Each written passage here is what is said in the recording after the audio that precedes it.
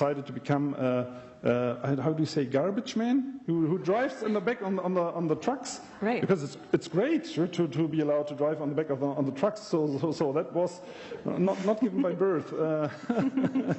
And my sisters, one sister is a lawyer, a judge.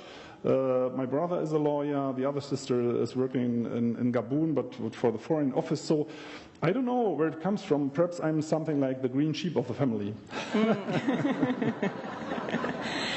And did you always think of animals in this way? And kind of, it seems like in a way you, some would say you humanize them. And a lot of us do this with our pets as well. But you're doing it with all animals, not just animals, with trees as well. But with animals in particular, I think you even referred to earthworms as little sunbathers and weevils as little rascals. And it's was this always your approach to them, walking through the forest? Yeah. And just to say, to humanize animals, what does it mean? It doesn't mean it means to degrade them. But because it says it's not, let's say, legal to call them like this, but in other words, it means to describe them emotionally. And they are beings with many emotions. And I think in the last decades or in the last centuries, science has always tried to keep animals in distance to us, even the Neanderthal man, which turns out to be still alive. Look around, there are some here. Yeah, you laugh, but wait until I discover where they are. White skin color and blue eyes, that's from the Neanderthal man. And then you have Neanderthal blood in your veins. The Neanderthal man is not extinct, but as you see, look around, there are some. Did you say white skin color and blue eyes? I think we might be both guilty of being Neanderthals then. Pardon? Blue eyes, right. I have Neanderthal ancestors, but what do I want to say?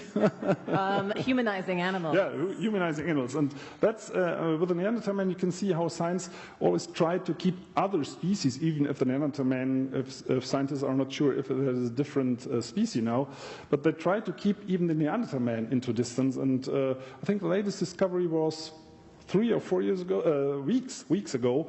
The Neanderthal man was said to be just able to do some scratchings in rocks, just primitive things. And then now it turns out, I don't know if you read this, the Spanish cave drawings, where we have those hand shapes of powders and those wild animals drawing and abstract drawings, and they analyzed the pigments, and it turns out that they are 66,000 years old. That's a very new research. And until this time, they were just Neanderthal men in the Spanish region. So it was an intelligent species. Perhaps it was Homo sapiens, but just a little different race. And it is still in us. So, but it's a good example how we try to keep the animal kingdom and even human species in distance. And the reason is why. Do we fear them? Why? There's no danger. And it's vice versa. There's so much fun and joy and happiness that when we come into contact with them. And this point of view, you can see, for example, when you say, we're going to watch birds. Bird lovers say, oh, we watch birds. But they watch you too. Yeah. They say, look at this strange guys there, and they try to come in contact with you, and you overlook that, because you ignore them because you think, that's something like a robot, and it's driven by its genes and with the genetic codes, like a computer. But no, they are not computers like we are. Actually, which reminds me of being, I think it was on an ice road somewhere near Banff, and we were lost and pulled over, and there were a bunch of, was it crows or ravens that seemed like they were the size of cows, really. And the way they were looking at us made me very nervous. I quickly got back in the car like we were afraid for our lives. A little bit crazy maybe, but you do talk about ravens being as smart or smarter than primates. Yeah, that's many scientists nowadays say that raven birds are feathered apes. For example, ravens, they call each other by name.